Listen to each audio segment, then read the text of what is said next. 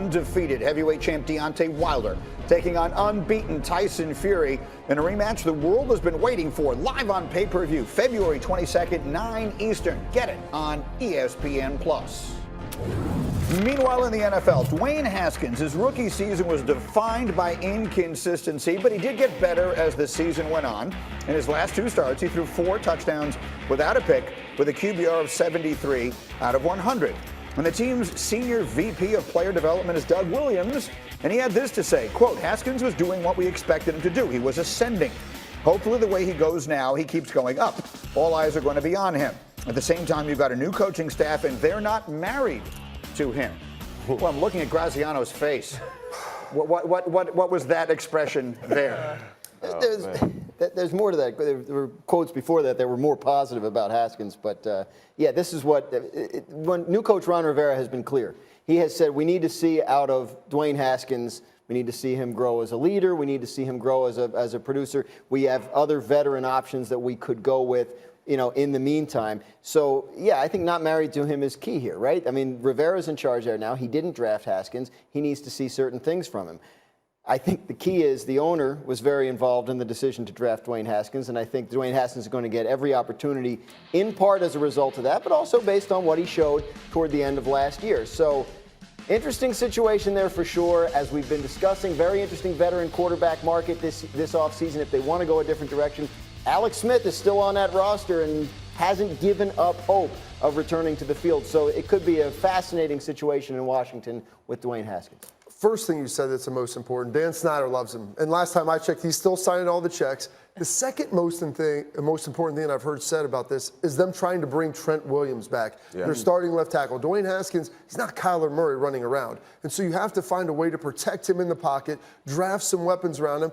It's not that I think Ron Rivera doesn't like him, but Ron Rivera is one of the more old school coaches in the NFL where they just don't hand out starting jobs. You're going to come in here, especially at the quarterback position, you're going to earn it. You're going to earn it from the veterans. You're going to earn it from the coaches because I think he's a young guy that's talented. And let's not also forget this. He's only started about 20 games in his career through college and the NFL. Yeah, I mean, that's the point that I think is really important here. This guy showed a lot of skill, a lot of talent under Ryan Day at Ohio State, and it was enough to get him drafted in the first round. Some people thought he would go a lot higher, but he just doesn't have a lot of experience, Cliff. So he's in a situation where every single time that we're seeing him, he's learning on the fly and having to do it on a really big stage. He is, but I think they have to give him a fair shot, though, right? Because he has no weapons around him. He has one of the, arguably probably one of the best offensive tackles sitting on the bench, not happy with the medical staff. He doesn't have any weapons around him. So give him a fair shot at actually being able to go out there and be productive. I do think him not playing last year was early on in the season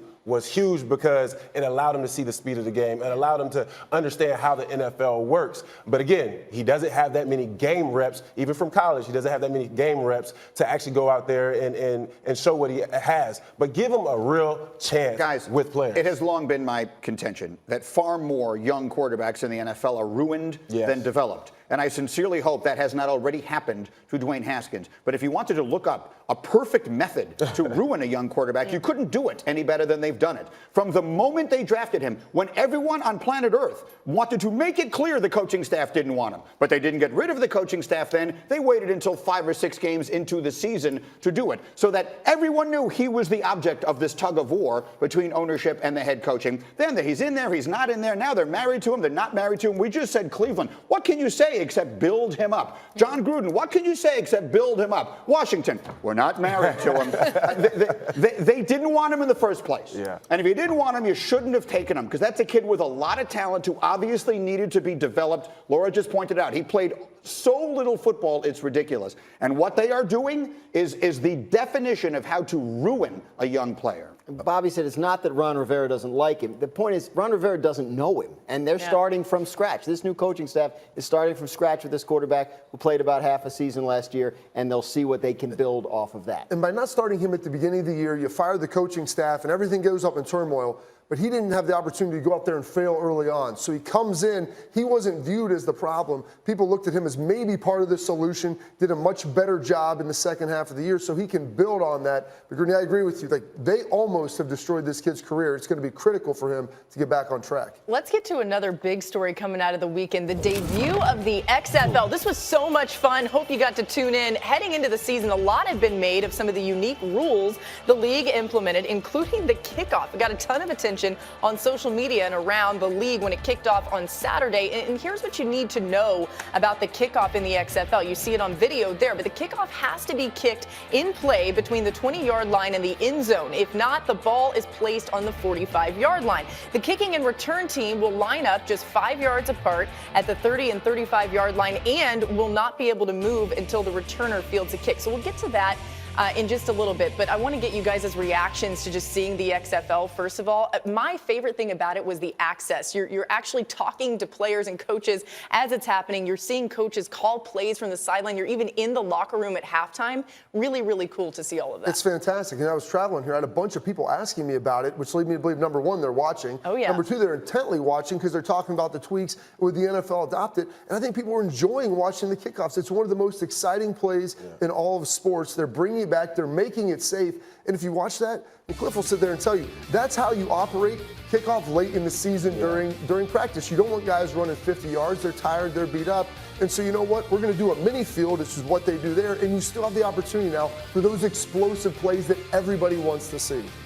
For sure. And I think the biggest thing with the XFL is going to be, hopefully, people can get used to the new rules and not come off as a gimmick. That's going to be huge, right? Because, and plus they've kind of had that stereotype in the past as well. But overall, though, the reception's been great. I think over 3 or 4 million people watched the opening day, but they also did that with the AAF league as well. So next week, the following week, will be the true determination. The broadcast deals they have right now are very different with us and with Fox from what the AAFL had. Here's what I'll say about the access piece. I liked what I saw. I watched some of it this weekend. I didn't watch a ton of it, but I watched it. And I think some of the innovations in football are great.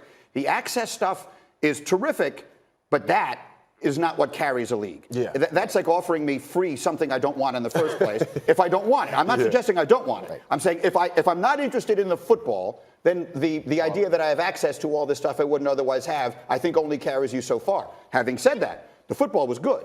Was comparatively good. And some of these innovations, like the way they do the extra point, to be completely honest with you, I kind of like the way they do the extra point better than the way the NFL does the extra point. Now, moving the extra point back to where the kick is no longer a lock anymore, I think has kind of skewed things in the numbers of football that were not meant to be skewed. If you're going to do that, go all the way in. I kind of like this, and I love the kickoff. That is the way the kickoff stays in pro football, because otherwise it was 5 years away from being out of the NFL entirely. If that. And obviously the reason the NFL doesn't like the kickoff is because of the high-speed collisions when you're going full speed from the moment of the kick, and there were more concussions on that play than any other by far. So they've eliminated that aspect of it. Look, it's one weekend, right? Like, we'll see how these innovations hold up. But obviously very intriguing when you talk about the kickoff, you talk about the point after touchdown plays. I mean, some interesting stuff that I'm sure will get discussed in some NFL meetings over the coming months. All right, and we will talk a little later as well about the